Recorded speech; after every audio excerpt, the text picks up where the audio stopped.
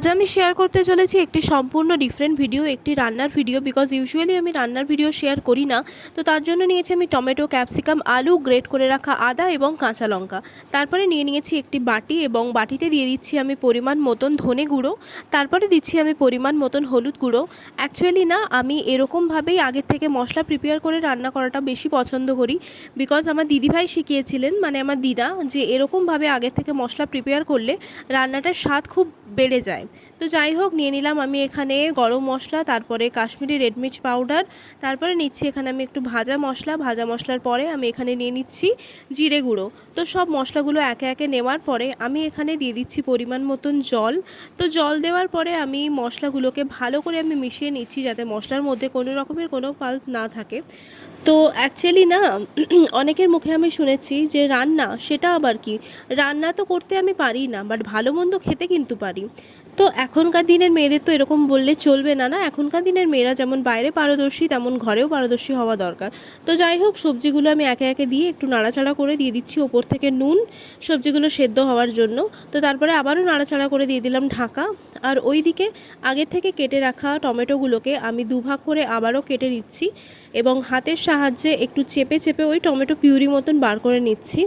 আর ওইদিকে কাঁচা লঙ্কাগুলো ছিল, কাঁচা লঙ্কাগুলো নিয়ে আমি কাটা শুরু করলাম।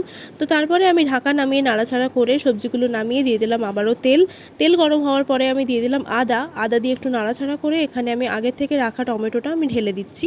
তো আবারও নাড়াচাড়া করে আমি দিয়ে দিচ্ছি ওপর থেকে একটু বাটার। অ্যাকচুয়ালি নিরামিষ রান্না তো আমি বাটার দেওয়াটা একটু পছন্দ করি, বিকজ নিরামিষ রান্নায় বাটার দিলে খেতে সুন্দর হয়। তো তারপরে মা আমাকে দিয়ে গেছে মুসলি, দুধ আর মুসলি ফর ব্রেকফাস্ট। তো ব্রেকফাস্ট করতে করতেই আমি রান্নাটা কন্টিনিউ করছি। তারপরে আমি মশলাগুলো আমি দিয়ে ভালো করে কষিয়ে নিচ্ছি।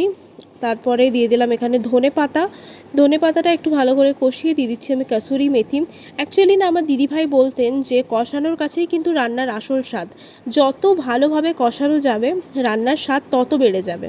তো যাই হোক, সবজিগুলো একে একে আমি দিয়ে সবজিগুলো ভালো করে আমি মশলাটার সাথে মিশিয়ে নিচ্ছি এবং তারপরে আমি দিয়ে দিলাম মাশরুম দেওয়ার পরে আমি ভালো করে মাশরুমটা মশলাটার সাথে আবারও মিশিয়ে নিচ্ছি। তো তারপরে আমি আগে থেকে রাখা ওই মশলা জলটা দিয়ে ভালো করে আমি কষিয়ে দিয়ে দিলাম পরিমাণ মতন জল।